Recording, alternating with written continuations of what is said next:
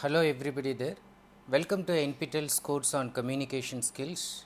We've been on a very interesting module and this module is on interview skills, and we are towards the concluding part of this series of lectures on interview skills.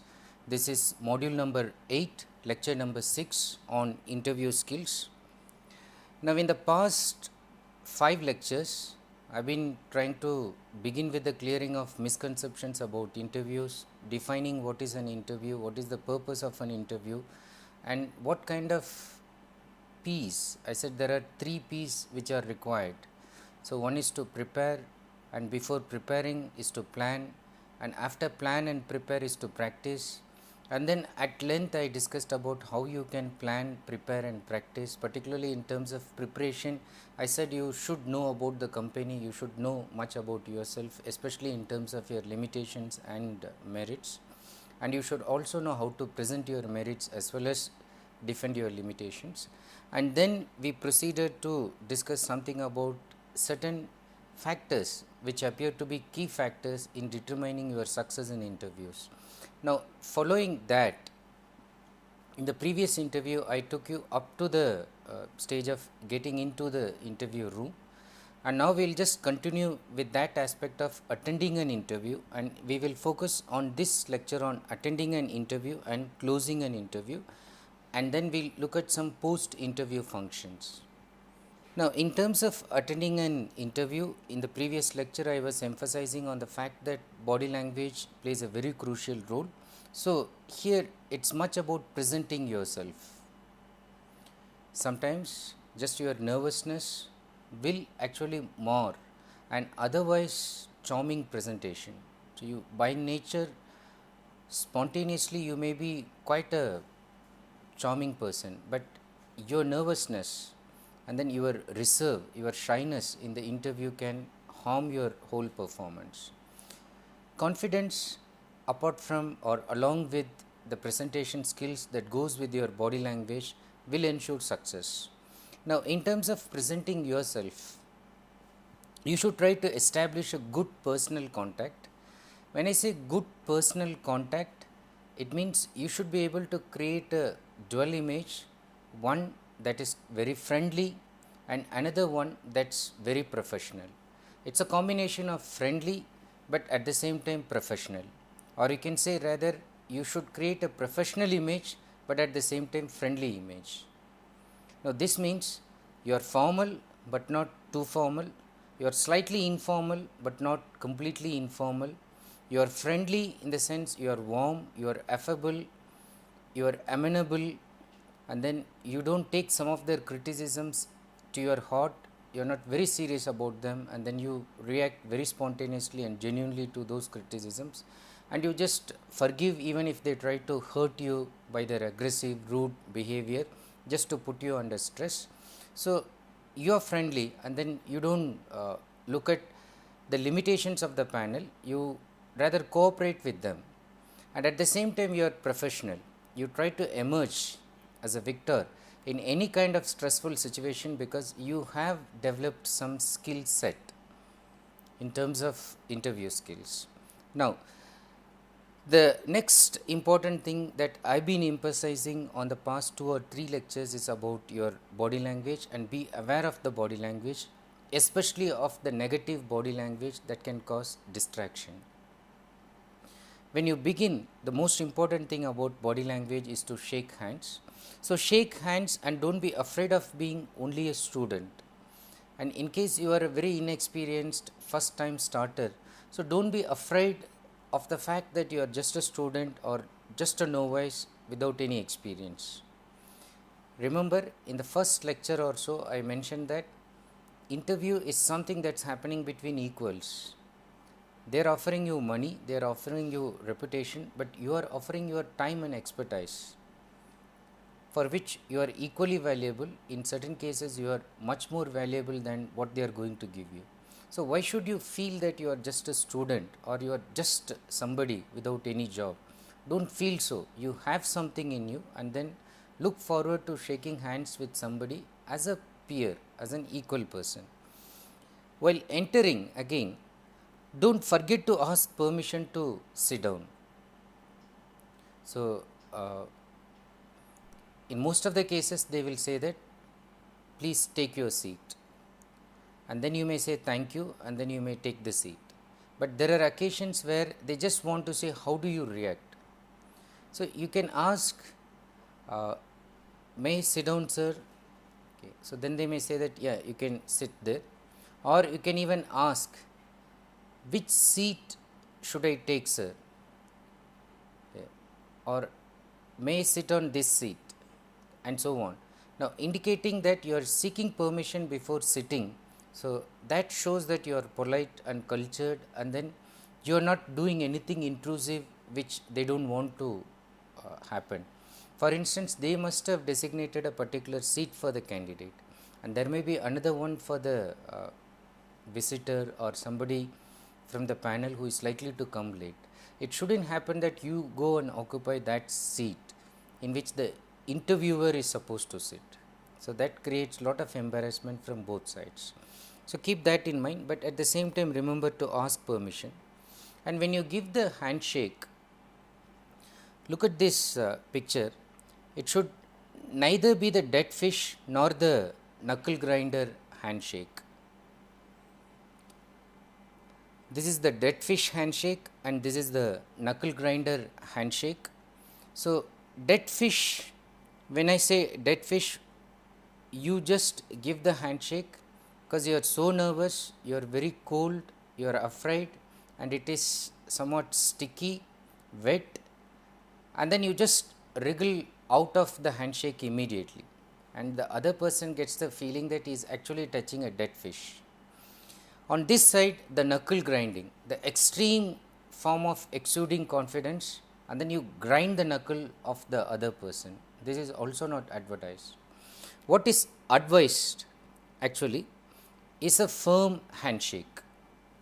It should be firm, it should be exuding confidence, and it should be radiating warmth, but it should not in any way make the other person feel uncomfortable because you are harming the other person by holding it tight and grinding these knuckles, or you are also just giving it for a second and then slipping out of it immediately, then also the person feels embarrassed, he feels lack of warmth. So, avoid that, give a firm handshake. Now, other than handshake, generally you should be careful about your gestures, and it should be very limited. You should not be overusing gestures. There are some natural and meaningful gestures.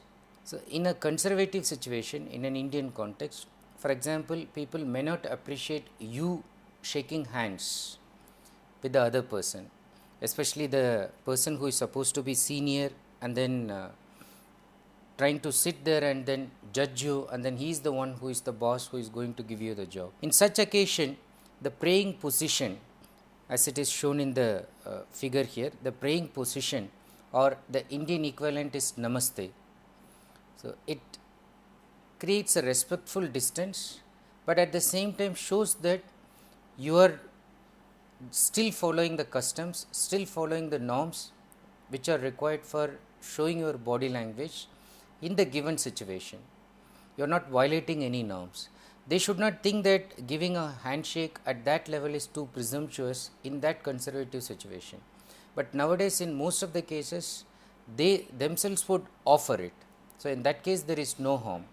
But you trying to snatching a handshake from them, which they didn't want to give you, so that should be avoided.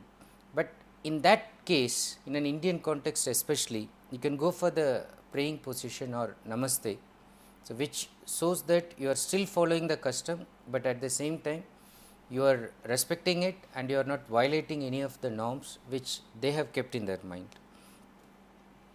Now, more about handshake. If handshake is allowed, a firm handshake is appropriate and it projects confidence. So, when it is weak, it is projecting that you are somewhat weak in terms of confidence also. While shaking the hand, you should not look at the hands. Actually, you should still try to maintain eye contact. Look at the eyes and then give the shake. look at the face generally while giving handshake.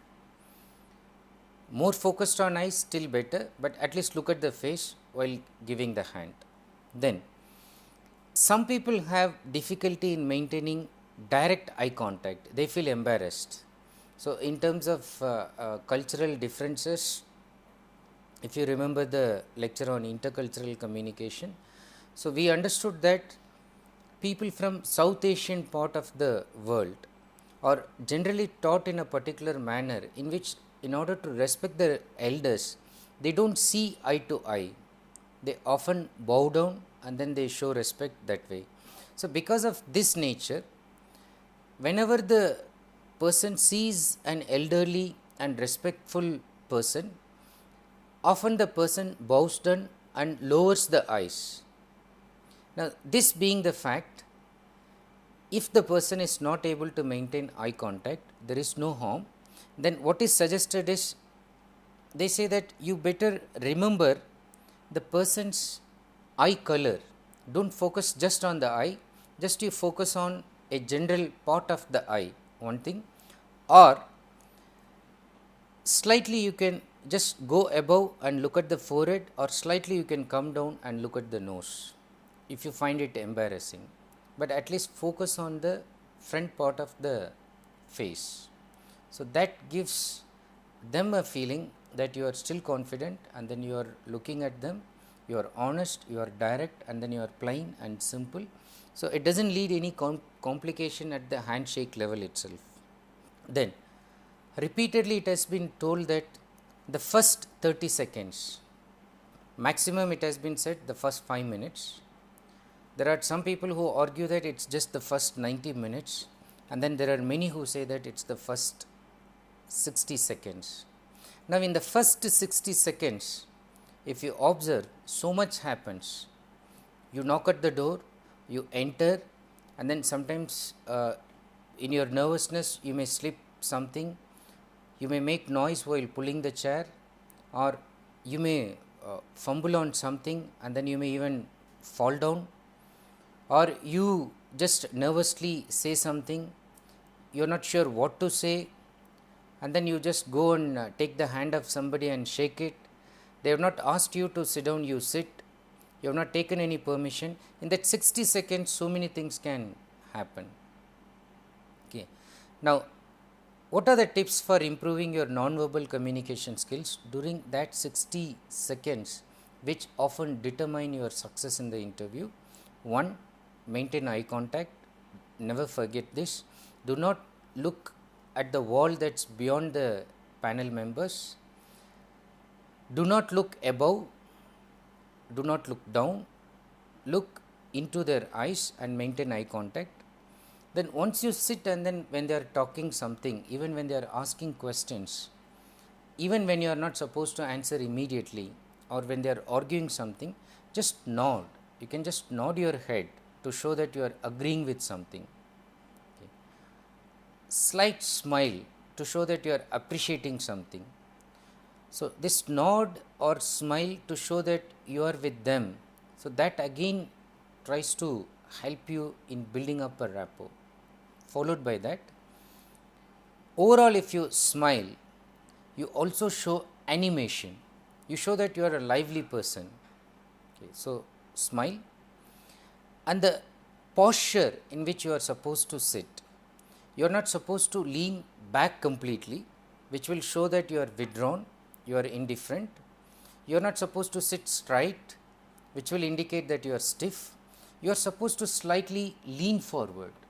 Okay, slight forward leaning, and not on the back of the chair exactly, somewhat in the middle and towards the end. You occupy a position and slightly lean. This is indicating that you are much more interested in what is happening. The lean back would indicate that you show disinterest. So, lean forward, and one step ahead of leaning forward is that they say, if you could spontaneously mirror their gestures. So, you are just on the winning side, especially the positive gestures. If you could do it, so then again you win. You will find that even the members of the panel, they are also slightly leaning towards you. Mostly in rare cases where one or two may be indifferent, maybe they had decided somebody else, so they sit aloof. But most of the times, especially the person who is quizzing you, will be trying to lean towards you and then put forward some questions. So, you also try to mirror that gesture, you also try to lean towards the members. When you speak, speak at a moderate rate, neither too fast nor too slow, at a moderate rate which anybody will be able to follow. The person may be a slow listener, the person could listen so fast, but in both cases you speak at a moderate rate so that both of them will be able to listen to you. And then most of the times when you speak, when they are asking you, is that possible? Could you do this for us? Have you done this? So, when you are trying to answer it, try to answer in an assuring tone. Yes sir, it could be done. How? Because I have done this before. And the overall tone itself should be in a confirmatory, assuring manner. It should not be skeptical, it should not be doubtful, indicating that you are fearful inside, but then you are trying to cover it up. So, do not do that. Be positive about it and give them this assuring tone. Then, to continue with the first impression that is created with body language, in the first 10 to 20 seconds, try to make a favorable first impression. This of course is generated by the way you are asking permission and coming in, and then whether you are deciding between handshake or namaste, whether you are just going to pull the chair or ask permission or sit, and how are you going to sit, whether you are going to smile. All these things are determined in that first 10 to 20 seconds. Then build up the initial favorable impression for the next 5 minutes, when they are just simply asking very informal questions as if they are just chatting with you. Build up the rapport.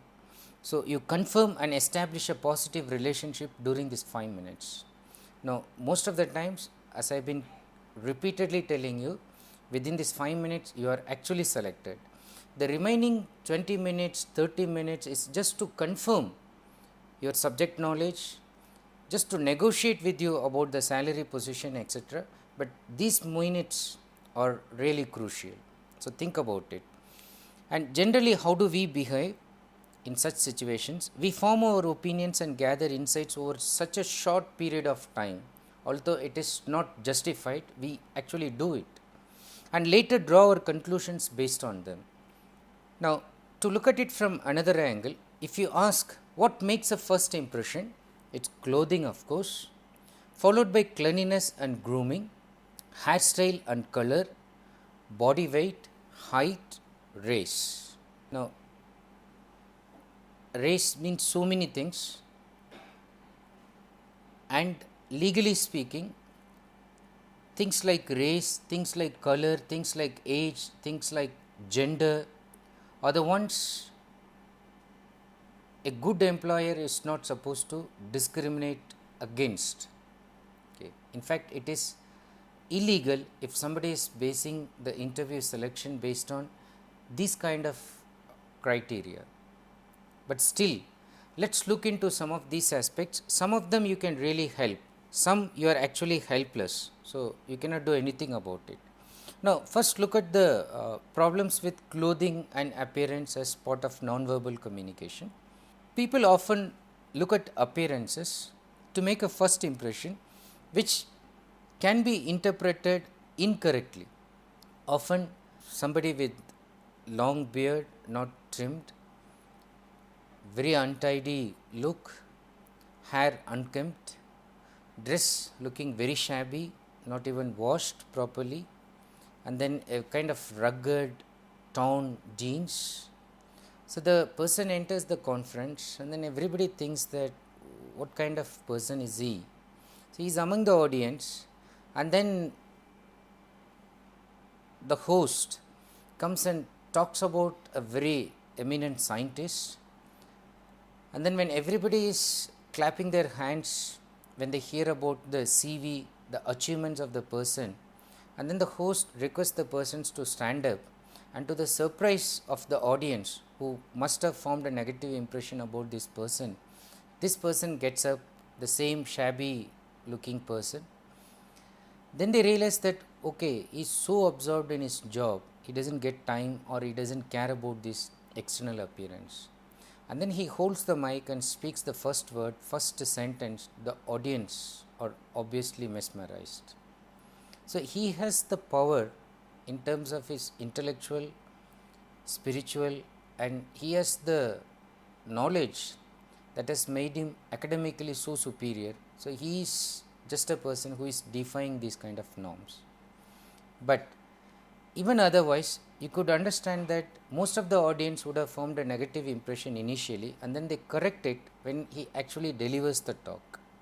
Now, in your case, often you won't be able to correct that impression unless you are extraordinary when you have created a negative wrong impression at the beginning because of your clothing. So, take that seriously, and although they may interpret incorrectly looking at your clothes, if you pay enough attention, you will be able to create that favorable impression which you can reinforce later using your verbal competence also. Then, why bad impressions can be harmful? It can be harmful in many situations, particularly like job interviews.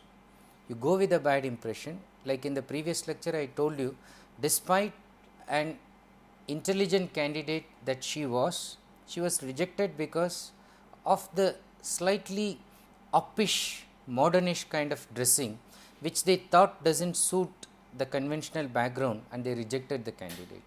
So, job interviews, it can cost you a job, just the first impression itself based on clothing. Meeting with potential clients, even just by looking at the dress, the clients form their own impression.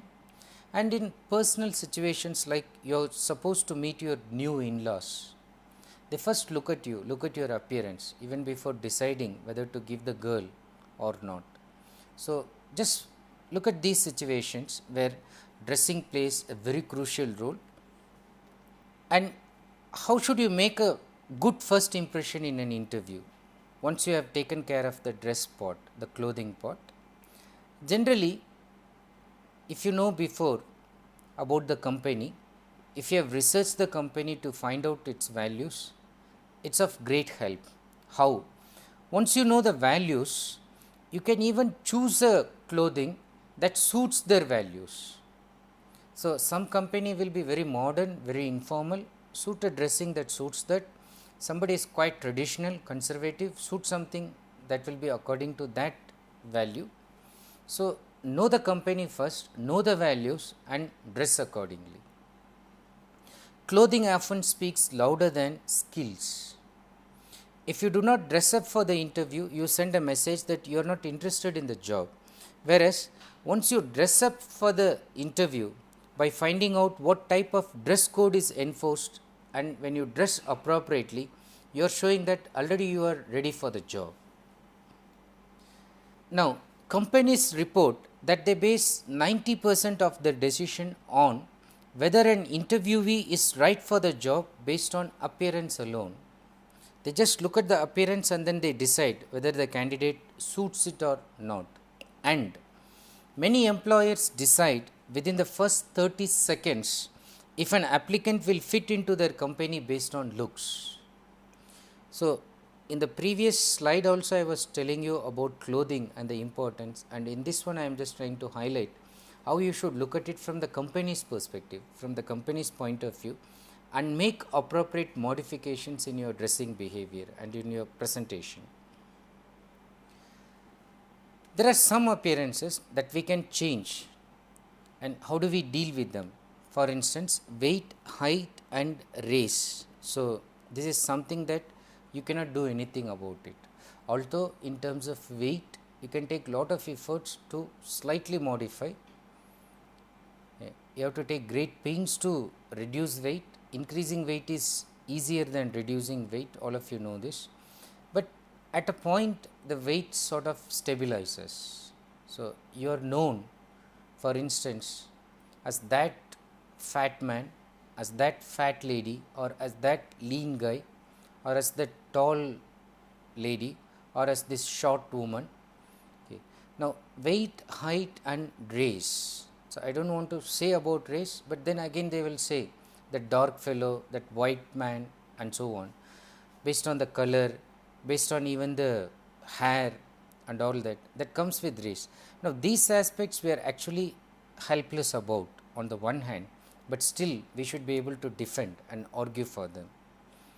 What you can do is, you should have notable examples in whichever race, whichever height. So, suppose it is short, you have so many examples in the history to quote, people who are short, but then they have conquered the world.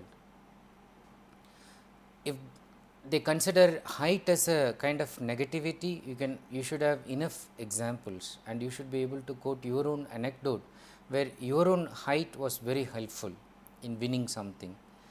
And same thing in terms of weight. So, if you appear to be overweighted, so you should be able to defend it. You should be able to say, I am still sportive, I am playing some games, or my office is on the 6th floor, I just do not use the lift, I climb, I am fit, I am flexible. So, that is what they are looking for. When they think at somebody as fat, what they want to see is whether that fatness is going to be a kind of obstacle in their performance in the job. So, if the person can prove, no, that is not an obstacle, then it is fine. So, you should be able to change the views on appearances, which we cannot actually change. You try to change their view, you try to argue, but at the same time accept who you are, whatever race that you belong to, whatever kind of appearance that you have, accept who you are and be proud about it. This non-verbal communication is also powerful, especially in cases like civil service interviews. I have seen successful candidates defying these physical norms. A very lean and thin lady for IPS, okay, but when she is talking, very powerful oratory skills, very influencing capacity, very forceful personality, and very dynamic in thinking. Now, this comes out of the whole nature, and the whole personality is exuding confidence despite that thin stature. So, that probably the person is maintaining using diet and being healthy and all that, but if you think of the post and you want somebody who is strong, now the person is defying that kind of notion, but then the person is also able to defend that come what may, I may look like this, but my thinking, my action will totally differ from the impression that you will form based on my looks. So, do that, and that kind of non-verbal communication, that I am not the person whom you think of just by looking at me. So, if you could prove that, and if you can show that in form of confidence, that also radiates positive energy. On the one hand, when I say that you should be able to work out, you should be able to defend that which you are helpless about. On the other hand, I should also tell you that perfect the appearance features that you can change. When I say basic interview questions, I mean the most fundamental questions that the panel members will be asking about your subject knowledge, and questions related to verifying your CV, questions related to your application of knowledge, the most fundamental ones, and these are the ones you should be quite serious about while answering. That is why I told you should remember these 3 rules. First one is to listen to the question quite seriously, and then second is you do not have to rush in to give the answer, you do not have to appear so spontaneous and natural to give answer. As the saying goes, fools rush in where angels fear to tread. So, intelligent people, smart people, they do not want to create an impression that they are rash and impatient in giving answer, but they are rather interested in creating the impression that they are very cautious, they are prudent in giving the answer, and this is what they are expecting also. And then followed by that, I said that answer the question only. Why I said this? Because you tend to do 2 things. One, you do not know the answer, and sometimes instead of saying that you do not know the answer, you try to create an impression that you know something else much better than this. So, you do that. Secondly, you have answered this and then slightly you are nervous to just complete. So, you keep dragging on and then you try to answer something else. Both are unwarranted, unwanted, and do not do this.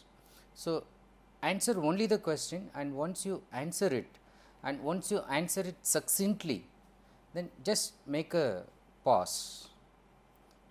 If you are cool, you can give a gentle smile indicating that you are finished about that question. So, that will indicate that they can go to the next question. Instead of sometimes they themselves deliberately letting you feel embarrassed about the silence and making you drag on, meander with something else, you just stop it with a gentle smile. So, that will indicate that the answer is over. Give a pause, that is enough. So, remember these 3 rules, and then let me re-emphasize the most important aspect of attending an interview, that is listening skills. Now, while I said that listen before answering, I would like to re-emphasize and tell you that listen carefully. Okay. Do not be a marginal listener, do not be a superfluous listener, do not look for specific bits of information, do not look only for the keywords, listen carefully and ask questions to probe deeper into what the interviewer is telling you. This means you are not only getting the details just like that, you are also trying to get the whole picture. As they say, people who take care of the forest miss the woods, miss the trees, and vice versa. Now, you should be able to take care of both. You should be able to count the trees, at the same time have a holistic view at the forest. This means you are paying attention to the details, at the same time you are also trying to know what the interviewer is actually trying to ask you, and then you also try to go one step ahead and try to understand that not only this, if you answer this question, what else the interviewer will ask further, and keep thinking. So, this makes you a very active listener. So, mind is very active during this time, and then sometimes while listening you put them some questions. Okay. Answering by asking another question, that itself is a very smart way, and if you could put it in a very nice and appropriate manner, your sense of humor, sometimes intelligence will be very much appreciated. Look at this situation. Most interviewers are delightfully surprised by a question that comes from you, such as, how could I help you solve the problem you have just described? Let us say the person is describing a basic problem that is there in the company and that is there in the organization for about decades. Now, the problem has been described just as a matter of fact. Now, you listen to it and then you ask them, would you like me to help? Would you like me to give some suggestion to it? Would you want me to do something about it? So, this makes them feel very happy that you are not only just hearing what they are saying, but you are listening and you are paying keen attention to what is being told to you, and more than that, based on your listening skills, you are also willing to take responsibility as a leader. So, that you can show through active listening skills. When I say that be an active listener, part of being an active listener is never interrupting what is being told to you.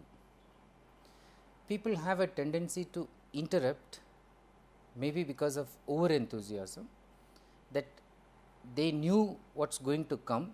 So, they interrupt and they give the answer to show that they are ready with the answer, but mostly the second part of the question may change and the answer may be a different one. And secondly, not only just over enthusiasm, just sometimes it is impatience and uncivilized interview skills that makes a person just jump at something and then make the person overreact.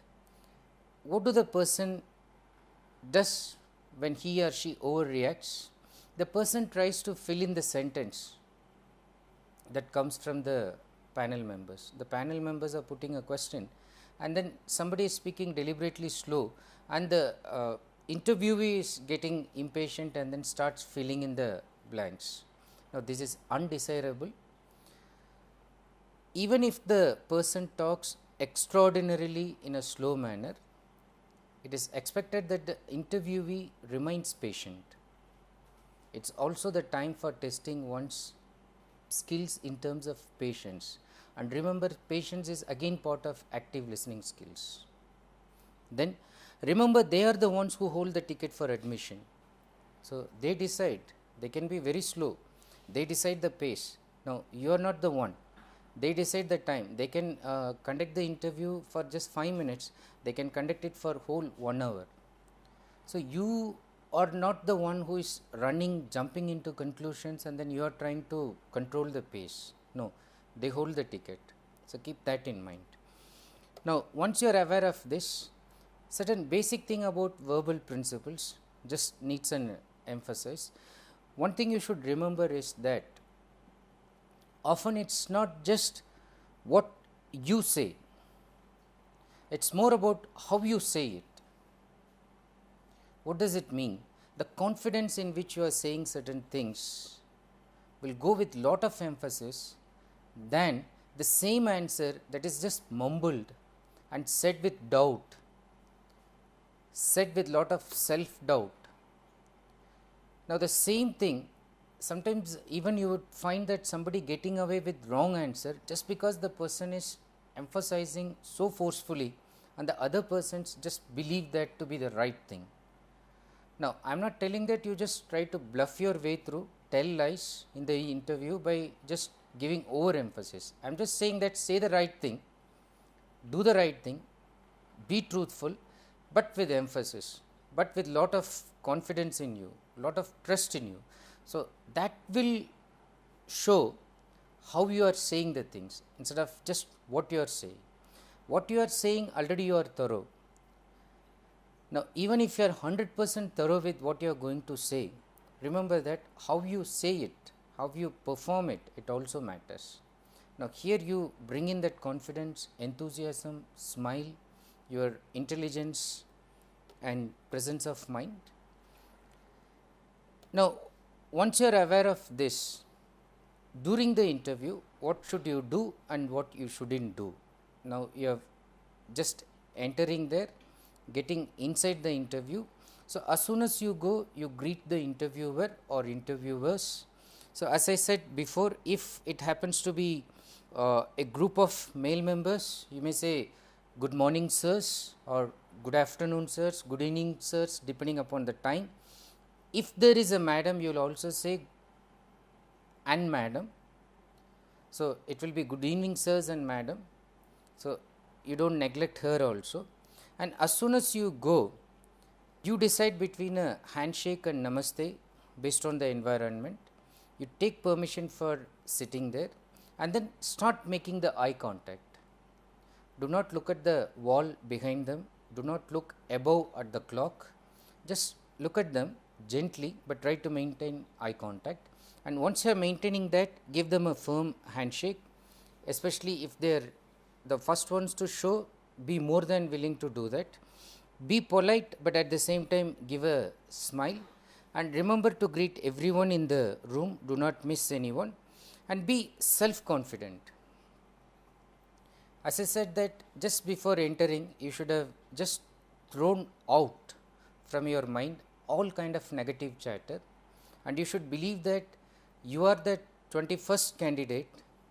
20 candidates they have interviewed and they are quite frustrated and they have not decided, and you are that candidate who are just entering and creating that warm feeling right from the beginning, and they knew that it's going to be you from the beginning itself. Now go with that kind of self confidence. If they are not going to select you, who else they can select? So have that kind of confidence. Trust in your own abilities, go ahead with that. And then in terms of responding to questions, let us look at it more precisely. Listen to the entire question. Don't listen only to the first part, middle part, listen to the entire question before you answer. And while answering, be aware of your body language. So do not slouch, so do not reduce your eye contact. As I said, do not look at the clock above. That's the worst body language you can generate, because time is not so important for you at that time, and the most precious time that you have at that moment, and if they are willing to sit with you for 3 hours, you are willing to give that time, the most important time in your life, and that's not the time you look at your clock or you just look at your watch. So, you don't do this even just for the fact that you are nervous and then you want to avoid doing something, but then maintain that eye contact, don't get distracted, be aware of your body language, don't do anything negative to distract them, and whenever a question is put, take your time, gather your thoughts. If you do not know, you just tell them that would they mind if you take a guess, if you make a guess, and then you tell them that you can even answer it after 10 minutes, 15 minutes, you will be definitely given time. And whenever you are giving some response, be positive in your responses. So, never say, I don't know this, no, I can't answer this. Rather, you may say, I am not aware of it, I have not come across that yet. I have read about this, but then somehow I missed this. So, they may say, don't you know that this is the most important thing? So, you may say that, yeah, I am aware of the fact that it is most important, but for some reason probably I am not able to get that book, that material. No, that is easily available. Yeah, I have just recently downloaded or got it. I will be reading that, but until now I should be honest to tell you that I am not able to get through it. Fine. Instead of doing that, if you say, I don't know this, I can't answer this, or just worst interview response, the candidate just looks down, never looks up, does not say anything, sits in silence. So, be positive, even if you do not know, nothing will happen, heavens will not follow, heavens will not fall, nothing will happen, no negativity will follow, if you are honest about it, because whatever we know, it is just like a drop in the ocean of knowledge. So, whatever we know, and the more we know that the less we know actually. So, it will keep on revealing our ignorance. You keep on, the more research you do, the more you know that you know very less. Fine. Now, when that is the fact, when nobody can be 100% thorough with everything that is happening in the world, and as human beings we have limitation, even a supercomputer cannot hold everything that has happened, that is happening in this world. When that is a fact, why should we be so pretentious and pretend that we know everything? So, be honest and then tell that you are not aware of, and then at the same time be positive about the things that you know, and then when they ask, okay, what is it that you know? So, be positive about the things you know and then give favorable responses about those ones which you know. Followed by that, speak clearly. When you say something, you do not have to rush through your answer, you do not have to be so slow, maintain a moderate space, at the same time speak clearly. This means your enunciation, the word that you utter, you give proper space, timing and pace also. That means in terms of intensity of the rate in which you are delivering your speech, give appropriate time, allow pauses when you are completing a sentence. Now, when you write something, you know that you use comma, you put full stop and then you give some space, and then when the paragraph ends, there is some white space. So, when a person reads from a book, the person is able to understand easily by looking at the white spaces, okay, the sentence has ended, the thought is complete, the paragraph is finished. Now, when you say the same thing, you need to speak that very clearly, pronounce the words clearly, complete the sentence fully, do not miss out any words to make them understand, okay, I am finishing this sentence, I am going to the next one. My whole idea is now completed with this paragraph.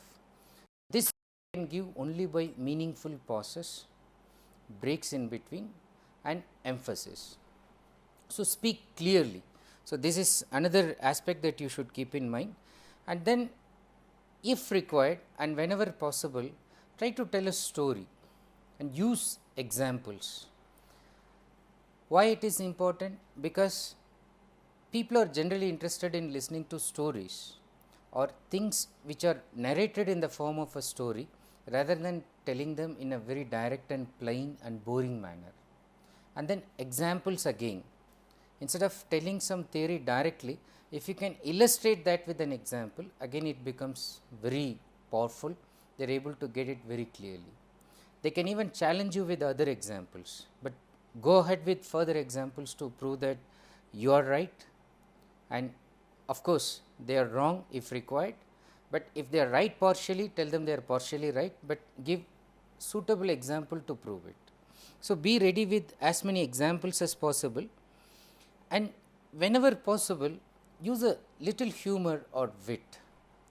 So, that is always appreciated, and that is always throwing another side of your personality, a very light-hearted side, that is indicating that okay, you are a very serious academician, you are a thorough professional, you are scientific, meticulous in your approach, but look at that, you have a good sense of humor also. So, this means when everybody is serious and then so monotonously tied up with the job, you can just break that moment by a small bit of humor or by making a small joke, and then you can just reduce the tedium and then make them refresh and go ahead with another task. So, use it as and when possible. Another thing that I can tell you about humor is, if you can make the interview members laugh at your wit and intelligence, if you can make them spontaneously laugh at something, if they are genuinely smiling, appreciating the kind of humor that you are exhibiting, which is no nonsense, it is not just for the sake of cracking some joke you are doing it, no, but then it is just going with the subject line, and then you are just throwing an occasional wit. So, that is catching them unawares, and then they are quite happy about it, and then they are laughing at it. So, if you can make them laugh, you can be almost sure that you will be selected in the interview. I know some candidates, so who just went and then from the outside they said something, and then the candidate responded in a manner that evoked laughter. The candidate continued to respond in a similar manner unknowingly, but then it continued to evoke laughter. I was outside the corridor listening to the sound. It was just roar and laughter. Candidate came out laughing. We thought that the candidate would be rejected, but the candidate was selected with good credits. So, generally interview members are not that serious people all the time looking like monsters, inviting people to the torture chamber. No, they are also looking for people who are genuinely human, and this is one thing that is seen from the humor and wit the person is exhibiting. So, keep that in mind, use a little humor or wit whenever it is possible, and take notes, either mental or physical, in the sense sometimes there will be small papers, small notepads, and then they will even allow you to take notes. In interviews related to checking your technical skill, what they will do is they will actually put some problem, computer software engineer job, they can just put a problem and tell you to write a program, they can tell you to do something in the form of a flow chart and so on. So, they themselves will make you take notes. In certain cases, they may think that notes taking is not a desirable thing. Fine, take mental notes, remember some keywords if physically it is not possible. Where physically it is possible, just when you listen, just note down certain things very quickly, which you can recall, especially the question that you do not know the answer right now, and which you are likely to know it much later because you have read about it. It is because of the pressure that is there. Some people function very efficiently in that pressure. Some people, however efficient they are outside, become very weak and perform like a jelly. Okay. They become very volatile. They start melting within. Now, if you belong to this category, it is better that you warm up, and things which comes to you in the first 5 minutes, you may just take the permission to take notes. So, take notes. So, that is also a desirable thing, especially if they allow you to do that, it is fine.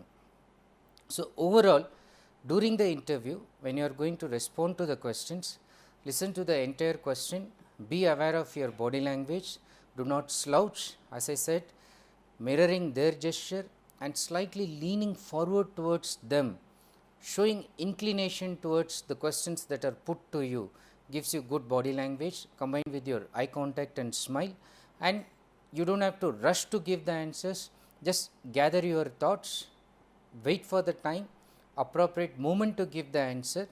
Then whenever you are giving the answer and responses, be positive, do not generate any negativity, never say no, say that you are not aware of certain things, say that you will get hold of it soon. And even when you say no, it need not be a very emphatic and negative no, it can be just a matter of fact no. Speak clearly, which is very important, because they need to understand what you are trying to communicate. Often in your fear, you will be literally tongue tied. So, be free, talk freely and clearly, and use stories and examples to illustrate your point. Use a little humor that shows of the other side, and sometimes it guarantees success in interviews also. And last but not the least, if they allow you, take notes.